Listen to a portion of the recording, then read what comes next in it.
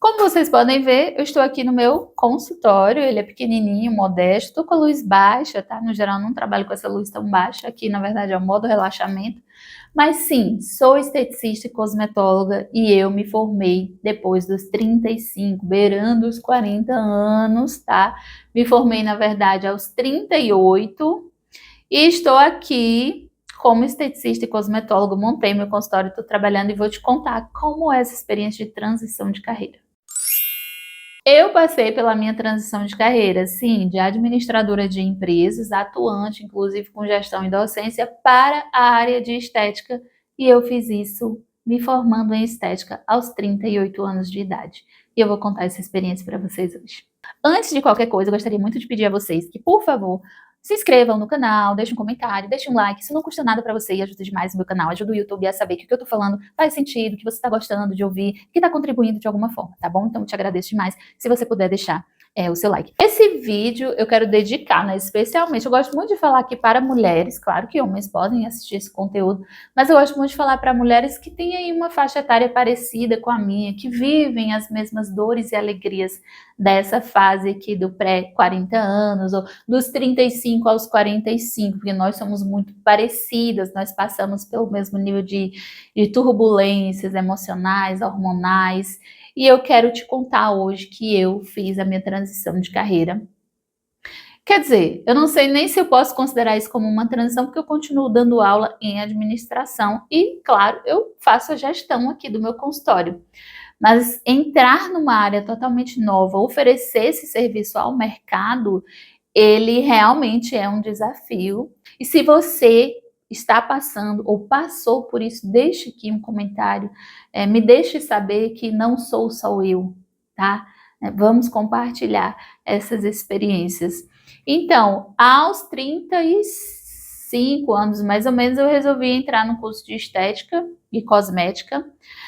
Eu estava trabalhando, ganhando bem, estava num emprego legal, fazia gestão na área da saúde.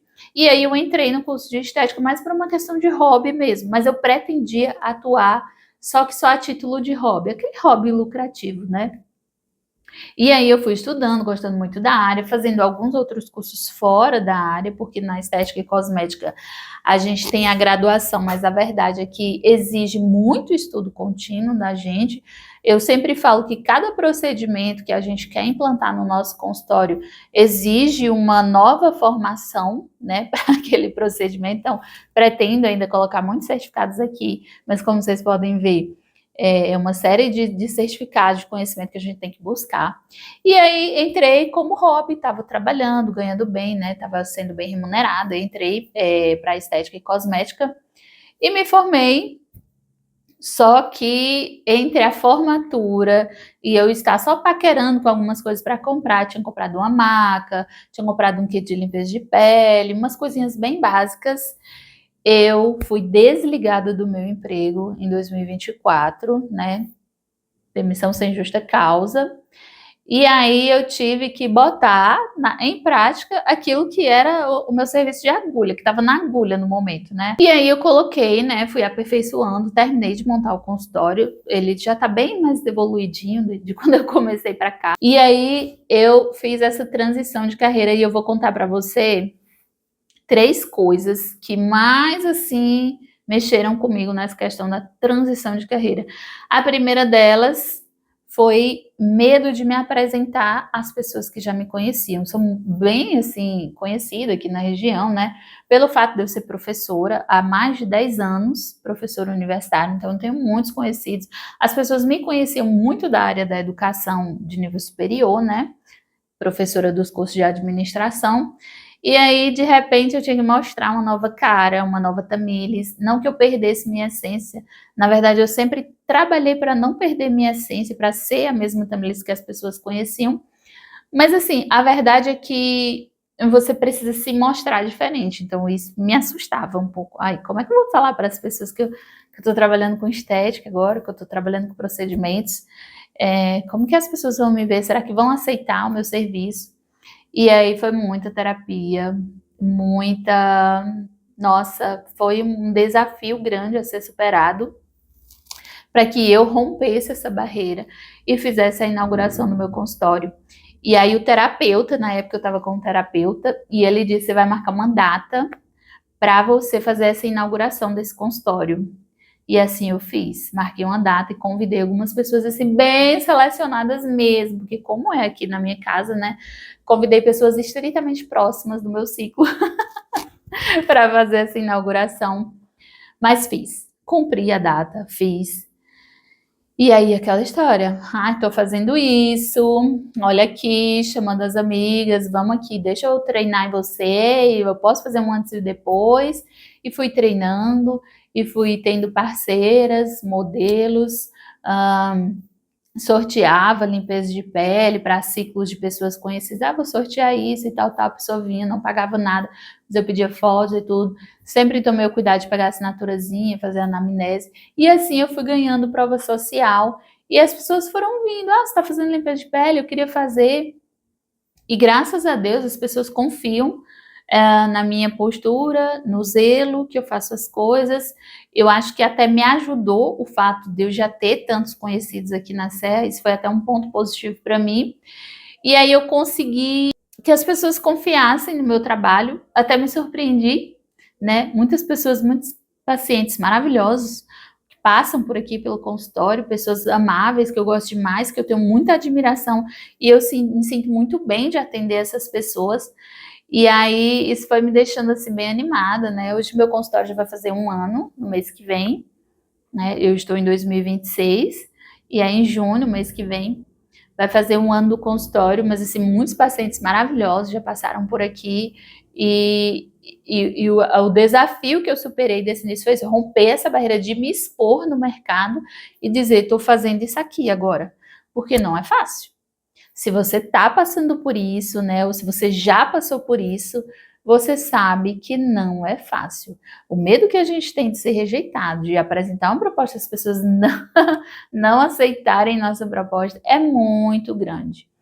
Segunda coisa que eu quero dizer é, por mais que você mude de carreira, preserve aquilo que é bom em você. Então, como eu falei, o fato de eu ter sido professora até me ajudou a ganhar a confiança dos meus pacientes. Como eles já me conheciam, né, da questão da comunicação, do professorado, de outros trabalhos que eu fiz, e graças a Deus sempre tive muitos elogios. Então, o que aconteceu comigo? Automaticamente eles associaram, não, se ela está fazendo, ela faz bem feito, porque ela sempre faz bem feito. Então, não se perca totalmente, tá? Não deixe sua essência, aquilo que é bom em você, aquilo que você é conhecida por isso, né? Aquilo que as pessoas admiram em você, dê um jeitinho de você agregar, se for possível, claro, com essa nova área que você está tentando entrar, ou que você está entrando, está migrando, né? Dê um jeito de permanecer com aquelas características, até porque você não está mudando de CPF, você está mudando de carreira, você continua sendo você. E eu aprendi isso, que no início eu queria muito me desvincular da questão de professora. E é bem difícil, assim, quando a gente já tem uma certa experiência, ou até identidade, né, mercadológica, por assim dizer, e você tenta se despir totalmente daquilo que você tem. E aí foi um desafio também para mim, né? Meu segundo desafio foi eu ser a Tamiles, que todos já conheciam, mas agora eu sou a Tamiles esteticista, mas sem perder aquela essência do cuidado, de explicar um procedimento, de graças a Deus ter essa facilidade de comunicação, porque eu venho da sala de aula, então eu, ao invés de despir totalmente da Tamiles professora, eu fui tentando agregar uma coisa com a outra, uma característica com a outra, né? Eu estava entrando numa área nova, mas o que eu podia trazer da Tamiles da outra área para essa, né? Então isso é muito importante. Preserve as coisas boas da sua área anterior, né, de você anteriormente, se possível, para essa área nova que você está aí fazendo a sua migração. E a terceira coisa é que o medo, ele é inerente, tá? A gente sente medo, mas a gente não pode se deixar paralisar. Mas tem dias que você vai querer paralisar. Tem dias que você não vai querer fazer a sua nova área. Tem dias que você vai achar que tomou a decisão errada, tem dias que você vai achar, vai se perguntar, meu Deus do céu, o que eu tô fazendo aqui? Como que eu vou dar conta disso?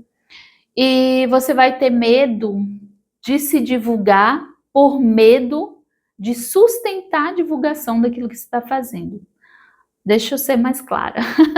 Não sou psicóloga, não sou neurocientista, nem nada. Vou falar baseada na minha própria experiência errante, como eu sempre falo aqui. Existe um medo que é o medo de sustentar aquilo que eu estou divulgando, aquilo que eu estou falando. Quando você se divulga, você assume um compromisso social, né, uma responsabilidade por aquilo que você está oferecendo ao mercado de trabalho. E muitas vezes a gente trava porque a gente fica, às vezes até inconscientemente, eu reconheci isso em mim. Não era uma coisa consciente, às vezes era inconsciente. Mas se eu disser isso, não consegui fazer. Mas e se eu divulgar e o paciente aparecer aqui? Aí o que eu vou fazer com esse paciente? Se tiver algum psicólogo me ouvindo, psicanalista, neurocientista, você há de convir. E isso aqui foi meus diálogos internos que me fazem chegar a essas conclusões. Eu posso estar totalmente errada. Você pode achar que eu tô louca. Mas pare para pensar, você que está vivenciando isso. Se você começar a prestar atenção no seu diálogo interno, talvez você enxergue que o maior medo que você tem é aquele velho medo de dar certo. E se eu divulgar e a pessoa chegar aqui, o que eu vou fazer com essa pessoa? Será que eu vou dar conta de deitar um paciente aqui na minha maca, de tratá-lo? Será que eu vou dar conta de ter um resultado? Será que eu vou dar conta de tocar essa pessoa? E esse é o medo do compromisso social que a gente assume. E aí a gente trava. E a gente tem que ter muito cuidado para não se deixar travar. Porque uma hora ou outra você precisa se experimentar naquilo que você está transitando. A gente precisa se experimentar. E a evolução ela só vem experimentando. Esse medo é o medo que casado com a espera da perfeição, ele é meio que casado com essa espera pela perfeição. Não, mas agora eu não estou pronta, porque se o paciente chegar aqui no meu consultório agora, eu não vou dar conta de atendê-lo, eu não sei tocar nesse rosto, eu não sei fazer isso. Né? E aí a gente espera, eu preciso estudar mais, eu preciso fazer um novo curso, eu preciso de uma ferramenta, eu preciso disso, eu preciso daquilo. E a gente acaba se travando porque tem medo de se apresentar e achar que não vai dar conta, né? A gente acha que não vai dar conta, mas a verdade é que a gente dá conta. E se você não der conta no primeiro, você vai dar conta no segundo, no terceiro, porque tudo é um processo. Mas eu quero dizer uma coisa aqui para você que não tá errado você sentir medo. Você não está errada, entendeu? Em sentir esse medo. Ele é pertinente. Ele é inerente ao seu processo.